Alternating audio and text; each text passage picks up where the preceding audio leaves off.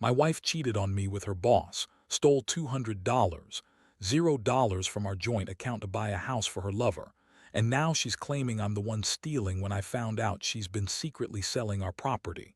She's even hired a lawyer to sue me. I never thought I'd be the guy sitting here, writing this out, but here I am. You know how they say trust is the foundation of any relationship? Well, I learned the hard way that sometimes that foundation is just a thin layer of paint hiding a sinking ship. The most unexpected moment. Finding out my wife, Lisa, was cheating on me with her boss, Jason, and not just that, she had stolen $200, $0 from our joint account to buy a house for him. Yeah, I know. It sounds like something out of a soap opera, but it was real life. We'd been together for over 10 years, married for 8. We had a nice life, decent jobs, a house in a quiet suburb, a dog named Max. I thought we were solid. She was always a bit bitchy, yes, but I figured that was just her personality. She had a sharp tongue, always quick with a sarcastic comment or a snide remark, but I loved her, or at least I thought I did. Things had been a little off lately, though. Small things. She'd come home late more often, always with a weird excuse, and I noticed her phone was more guarded than ever. She'd hide it when I walked into the room. Then, about 2 weeks ago, I started noticing the bank statements. I usually handle the finances because I like to keep track of everything, but I wasn't prepared for what I found. There were withdrawals I didn't recognize, large sums taken out in cash, and transfers to accounts I'd never heard of. I sat there staring at the screen, feeling my stomach drop. It wasn't just the money. There were charges for hotels, dinners, gifts, all for some guy named Jason. I looked at the dates. Some of these charges coincided with her supposed business trips or late nights at work. I decided to dig deeper. I installed a keylogger on her phone just to see what she was hiding. I know, stupid in hindsight, but I was desperate. The first thing that hit me like a punch-in. The gut texts, flirty, intimate texts between her and Jason. They weren't just colleagues exchanging work stuff. They were talking about meeting up, secret weekends, and how much they wanted to be together. I saw messages where she called him her soul mate, and he responded with promises of making her happy. That's when I knew she was cheating. But what really broke me was when I found out about the house. Turns out she'd used the stolen money to buy a property in her lover's name. She'd been secretly selling off our joint assets, our furniture, our cars, without telling me, transforming our life into her own personal playground for her affair. I found receipts, signed documents, and even a lawyer's letter threatening me with a lawsuit if I tried to interfere. She'd gone full tilt, and I was just left drowning in the betrayal. I confronted her that night. I was furious, trembling with rage. I told her I knew everything. Her face twisted into a mask of disdain, like I was some idiot who couldn't see what was happening right under his nose. She spat out that I was just paranoid, that I was overreacting, that she was just working late, and that I was accusing her of stuff I don't understand. But I had proof. I had it all. Her phone, the bank statements, the property documents. Still, she kept lying, calling me crazy, saying I was trying to sabotage her career, that I was jealous. That was the moment I realized I was dealing with someone who didn't care about me or what we had. She was only thinking about herself, her lover, her stupid little secret life. The emotional fallout hit me hard. I felt betrayed, humiliated, like I'd been living with a stranger all these years. I couldn't sleep. I kept replaying everything in my head, her sneaking around, her lies, the money she stole, the way she looked at me with contempt. I was angry, yes, but mostly I was hurt. How could she do this? How could she lie and cheat and steal from us? I wondered how long she'd been planning this, whether she ever loved me or if I'd just been some fool she married for stability. I spent days trying to process what I'd found. I didn't want to believe it at first. I kept asking myself if I missed signs, if I should have seen it coming. But the truth was staring me in the face. She had no remorse. She was cold, dismissive, and when I demanded she tell me the truth, she just shrugged and said I was overreacting, that I was jealous, and that I was crazy for suspecting her. That's when I realized I couldn't stay in this marriage anymore. Not with her lying and stealing and playing with my feelings like I was some fool. I knew I had to do something, but I wasn't sure what yet. All I knew was that my world had turned upside down and I was left with nothing but questions and a burning desire for justice. If you want me to keep going, just say so. After that confrontation, everything changed. I couldn't sleep. I couldn't focus. My mind kept racing over what I'd discovered: the money, the house, her lies. I felt like I'd been punched in the gut, then kicked while I was down. I knew I had to act, but I also knew that Lisa was a master manipulator. She'd spun her web so tightly around me that I was worried about what might happen if I pushed too hard. Still, I couldn't just let her get away with it all. I needed a plan, a way to get what was rightfully mine and to make her pay for the betrayal. First thing I did was to get a lawyer. I found a guy named Mark who specialized in financial crimes and divorce cases. I sat down with him, laid out everything I knew: the fake property purchase, the illegal selling of our assets, the stolen money. Mark looked at me with a serious expression and said, "You've got a strong case. She's committed fraud and she's been hiding assets. We can file for a forensic audit of your joint accounts and that will uncover exactly how much she's stolen and where the money's gone." That was step one. I needed proof, hard evidence. Without it, Lisa could spin her lies and deny everything. While waiting for the audit, I started digging into her phone and her emails. I wanted to see if I could find any more clues. I knew she'd deleted some messages, but I was lucky enough to recover a few via a data recovery app I'd found online. That's when I saw the emails between her and Jason. They'd been planning the move for months. She'd even sent him pictures of the house she was buying, bragging about how she'd finally be free from me. I felt my stomach turn. That was the moment I realized she'd been planning this for a long time. It wasn't just some fling, it was her new life. Then I discovered something even more shocking. She hired a lawyer, some shady guy named Carter, who was now threatening me with a lawsuit. She claimed I was harassing her, that I'd been spying and trying to ruin her career. She even claimed I'd been stealing from her, which was absurd. I had all the receipts, all the proof, but her lawyer's letter was a clear attempt to intimidate me, to make me back off. That's when I knew I was dealing with someone who was willing to do anything to protect her lies. Meanwhile, she kept spinning stories. She told her friends and family I was crazy, that I'd become paranoid, that I was trying to control her. She painted herself as the innocent victim while I was the villain. The more she lied, the more I felt the rage building inside me.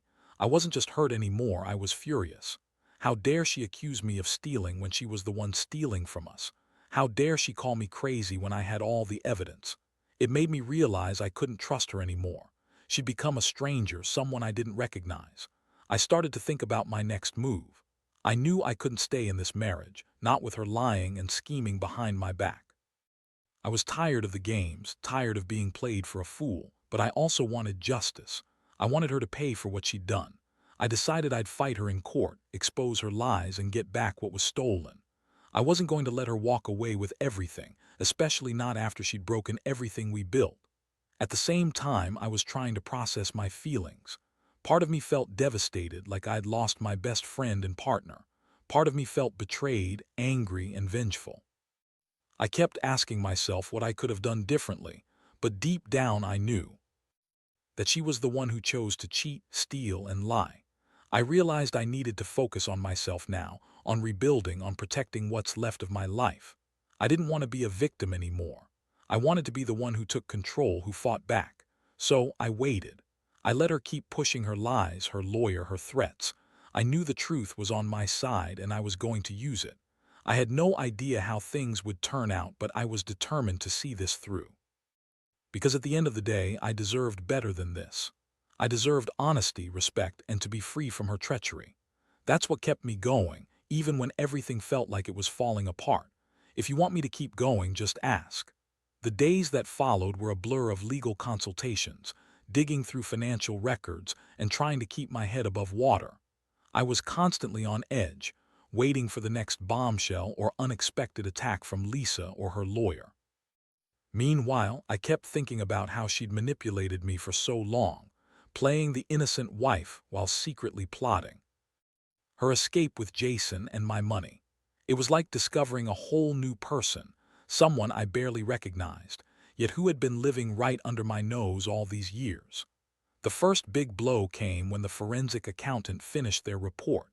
It was worse than I imagined. They uncovered over $200, $0 stolen from our joint account, money she'd covertly transferred to accounts in her name and some in her lover's. She used that money to buy a house in a nearby suburb, a place I'd never even seen. All of it was done without my knowledge, behind my back, while she pretended everything was fine. The report also detailed how she'd been secretly selling off our assets, our cars, our furniture, even some of our investments, to fund her new life with Jason. That's when I finally realized the full scope of her betrayal. It wasn't just an affair. It was a full-blown scheme to leave me broke and alone. She planned this for months, maybe longer. She'd even gone as far as to hire her own lawyer, Carter, who was now threatening me with a lawsuit for harassment and defamation.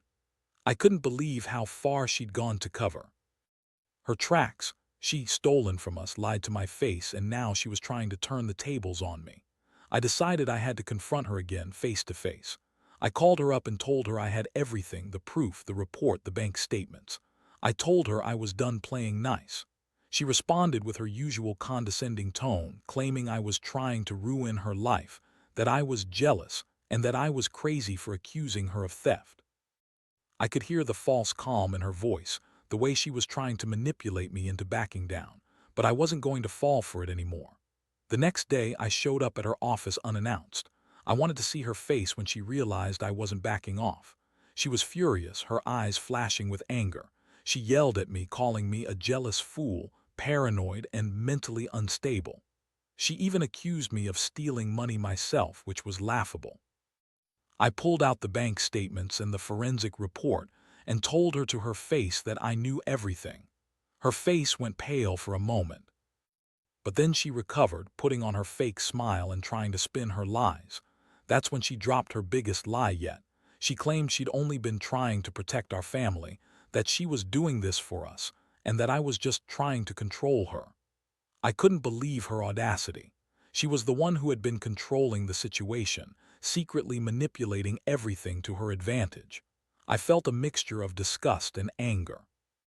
I realized then that I couldn't trust her anymore, that the woman I'd married was gone, replaced by someone who cared only about herself. I decided to take decisive action. I told her I was filing for divorce and I was going to seek full financial settlement. I wanted the house, the money, everything she'd stolen. I also told her I'd be reporting her to the authorities for financial fraud. Her reaction: she sneered, tried to guilt-trip me, and said I'd regret it. But I knew I had the upper hand now. The evidence was on my side, and I was done playing her game. What struck me most during all this was the emotional toll. I felt betrayed, yes, but also a strange sense of relief. For the first time in months, I felt like I was finally taking control of my life. I'd been a fool to trust her blindly, but I wasn't going to be a victim anymore. I realized that sometimes the people closest to you can hurt you the most, and you have to fight back with everything you've got. Now, I'm just waiting for the legal process to unfold. I've hired a good lawyer, and we're preparing to expose her in court. I don't know what the future holds, but I do know one thing. I won't be the one left holding the bag while she walks away scot-free. I've learned that trust is fragile, and that sometimes the only way to deal with a betrayal this deep is to fight with everything you have, and to never let someone like her take control of your life again. If you want me to keep going, just ask. The court hearing started about a month after I gathered all the evidence. By then, I'd spent countless nights poring over every document, every message, trying to make sure I had everything nailed down. My lawyer, Mark, was confident. He said the evidence was solid, especially the forensic audit, the bank transfers, the property deeds, and the emails. Still, I was nervous. I'd never been through anything like this before, and the idea of facing her in court was nerve-wracking. Lisa, of course, was doing her best to spin her story. She hired her own lawyer, Carter, who was slick and convincing, and she tried to paint herself as the victim. She claimed I'd been abusive, controlling, and that I'd been secretly stealing from her all along. The audacity of her lies made me sick. I had all the receipts, all the proof, and I knew she was trying to manipulate the court. But I also knew I had to stay calm, stick to the facts, and let the evidence speak for itself. The first hearing was a mess. Lisa showed up with her lawyer, dressed to impress, trying to look innocent. She gave her version of events, how she was just trying to protect us, how she'd only used some of the money to invest in our future, and how I'd become paranoid. Her tone was dismissive, almost bitchy, like she thought she could talk her way out of it, but I kept my composure. I presented the forensic report, the bank statements, and the property deeds. I also brought in witnesses, our neighbor who saw her sneaking around at night, and a financial expert who confirmed the theft. The judge listened carefully, but you could see the skepticism in her eyes when Lisa tried to spin her lies. She kept insisting I was trying to ruin her reputation, that I was jealous, and that the money was all a misunderstanding. I could feel my blood boiling. I wanted to shout, to scream that she was lying, that she'd stolen everything from us. But I kept quiet, letting the evidence do the talking. When it was my turn, I laid out everything clearly, showing how she'd manipulated us, stolen from us, and lied to my face for months. After that hearing, I felt a strange mix of relief and frustration. The court ordered Lisa to stop all asset sales and to provide an accounting of her financial dealings. The judge also set a date for a full hearing on the divorce and financial settlement. I knew I was winning, but I also knew this was just the beginning. Lisa would do everything she could to fight back, to try to keep what she stole. Meanwhile, I started to see the real damage she'd caused, not just the money but the trust. I felt numb most days, like I'd been robbed of my future. I'd always believed in honesty, loyalty, and the sanctity of marriage. Now I saw how fragile those things could be. I had loved her, yes, but I also felt a deep anger. How could she do this to me, to us? I kept asking myself if I'd missed the signs, if I should have seen the cracks earlier, but deep down I knew she'd been planning this for a long time. The worst part was the emotional toll. I'd always been a trusting guy. I believed that if you loved someone, they'd be honest with you. But Lisa proved me wrong. She lied, cheated, stole from us, and then tried to turn everything around on me. It made me feel stupid, betrayed, and broken. I questioned everything, my judgment, my feelings, even my own worth. But I also realized I was stronger than I thought. I wasn't going to let her destroy me completely. This was a war, and I was determined to win. I began to focus on rebuilding myself. I started therapy, talking to a counselor about everything I'd been through. It helped me process the pain and anger. I also cut ties with Lisa completely, blocking her from my life. I knew I couldn't move forward while she was still trying to manipulate me or drag me into her lies. I wanted to heal, to move on, and to reclaim my life from the chaos she'd created. Looking back, I realize I learned a lot from this nightmare. Trust is fragile and betrayal cuts deep. But I also learned that you have to stand up for yourself, even when it feels impossible. Sometimes, the only way to deal with someone who's betrayed you so profoundly is to fight back with everything you've got, legally, emotionally, and mentally. I'm still healing, still trying to put the pieces together, but I know one thing: I'll never let anyone steal my peace or my future again. Not after what she did. Not after knowing how much she lied and betrayed everything we had. That's the hardest lesson I've ever learned, but it's also the one that's made me stronger. If you want me to keep going, just ask. The court's decision finally came down after months of legal battles, and honestly, it was a relief. The judge ordered Lisa to return all the stolen money, plus pay damages for the assets she'd illegally sold. The house she bought with Jason was to be seized and sold off to recover some of what she'd taken. She was furious, her face twisted with rage when she realized she was losing control.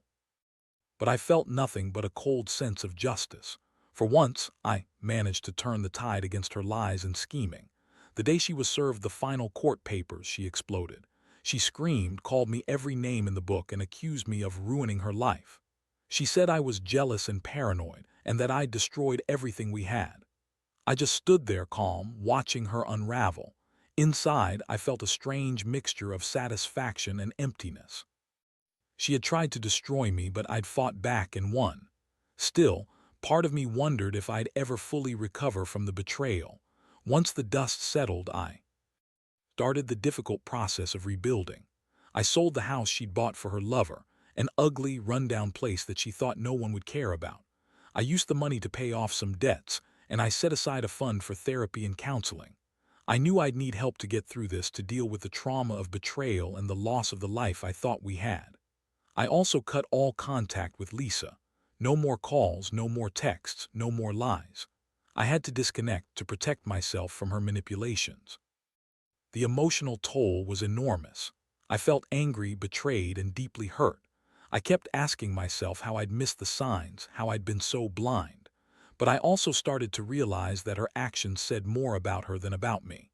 She was someone who'd betrayed her vows, lied to her own family, and stolen from the person she supposedly loved. That realization made me feel a little stronger, like I was finally reclaiming my dignity.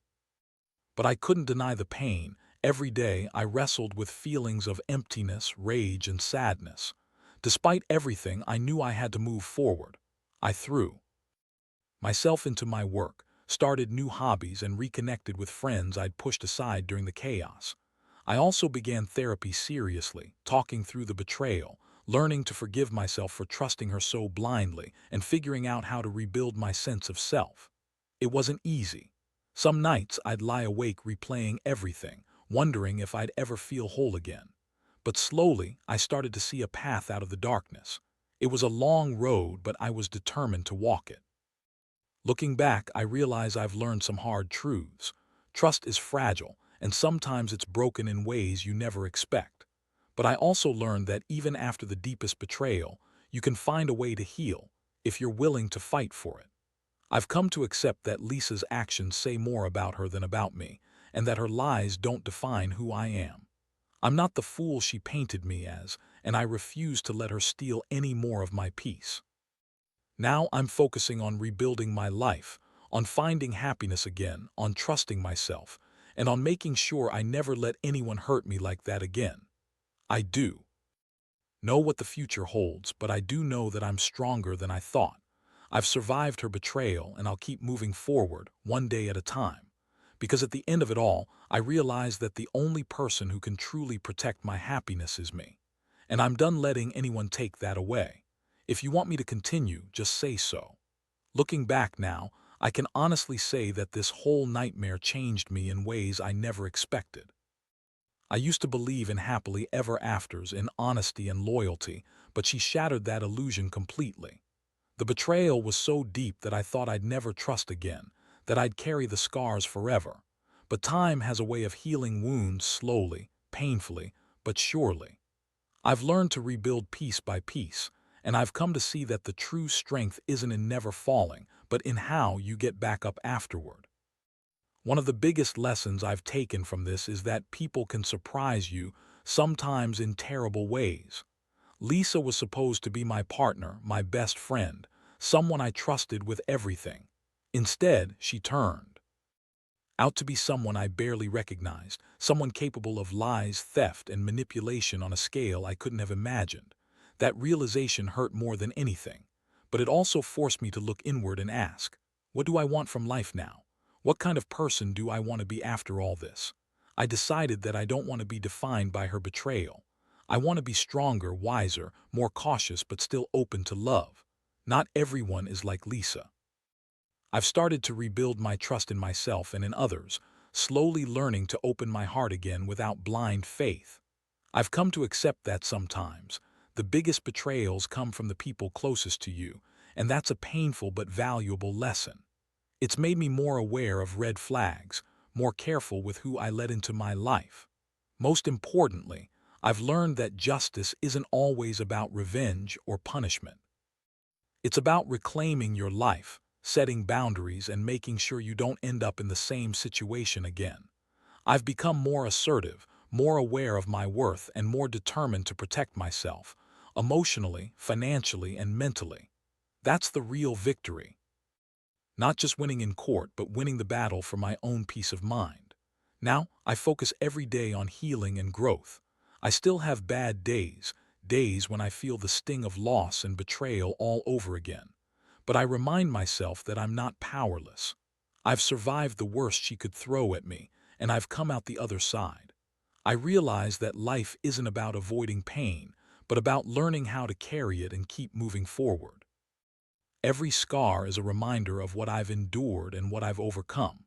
If there's one thing I want anyone reading this to take away, it's this. Trust is fragile, but your strength is greater than any betrayal. Don't be afraid to face the truth, no matter how ugly it is. Don't let someone's lies define your worth. And most of all, never forget that your happiness is worth fighting for, even if that fight costs everything. Because in the end, the only person who can truly save you from betrayal is yourself. And I've learned that lesson the hard way. That's where I am now. Still healing, still moving forward. But finally, I feel like I'm reclaiming my life, piece by piece. And no matter what's happened, I know I'm stronger than I ever thought I could be.